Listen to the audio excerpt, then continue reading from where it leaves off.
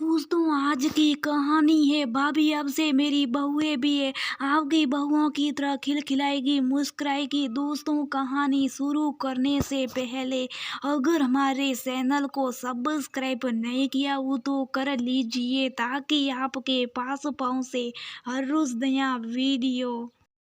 भाभी कितनी खुश नसीब है मुझे आप सिर्फ 2 ही दिन हुए मैं देख रही हूँ कि आपकी दोनों बहुएं कितना हिल मिलकर सारा काम कर देती और हर समय मुस्कुराती भी रहती है। साथ ही साथ आपका सम्मान भी कितना ज्यादा करती है। हर समय माजी माजी कहकर आगे पीछे घूमती रहती है।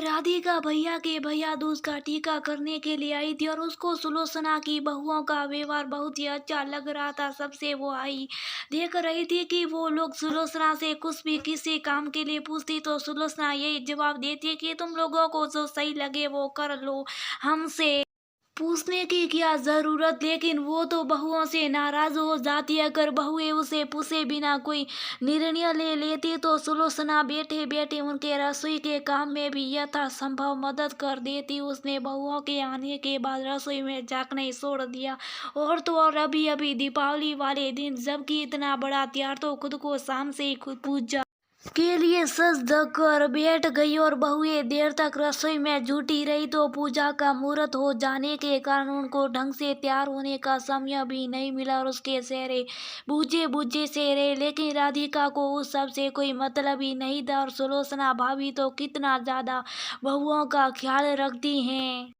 जी बस कुछ नहीं सबका एक ही फंड है सब कुछ बहुओं को सौंप दो और उनके किसी भी काम में भी मेन मैक ना निकालो। लेकिन हम लोग ना अपना बड़पन नहीं छोड़ना चाहते और हर समय टोका टाकी करके अपने आप को बहुत ज्यादा होशियार होने का दिखावा करने के लिए ज्यादा उतावले रहते। आजकल जब अपने बच्चे टाका टाकी नहीं पसंद करती तो पराए घर से आई बेटियों से क्यों शिकवा शिकायत करते। सब कुछ सौंप दो बहुओं को मस्त रहो और मस्त रहने दो यही जिंदगी का सबसे बड़ा खुश रहने का मूल मंत्र है और ये जान लीजिए तभी हम लोगों की जिंदगी भी सुकून से कटेगी। जी यकीन मानिए बहुओं की खुशियों की चाबी हमारी हाथ में होती है लेकिन हम जबरदस्ती मुट्ठी बंद करके उसे खोलना नहीं चाहते। सुलोचना राधिका को समझाने का प्रयास करते हुए बोली। राधिका अपनी बहुओं को बहुत ज्यादा दबाव में रखती है और हर समय उन पर बैठे बैठे हुक्म चलाती रहती है जो कि सुलोचना ने कई बार महसूस किया लेकिन उनको कभी भी टोकने की हिम्मत नहीं हुई सुलोचना को। लेकिन आज दबे दबे शब्दों में सुलोचना ने अपनी बात कह ही डाली। भाभी मैं कल सुबह वापस जा रही। अचानक राधिका ने फरमान सुना दिया।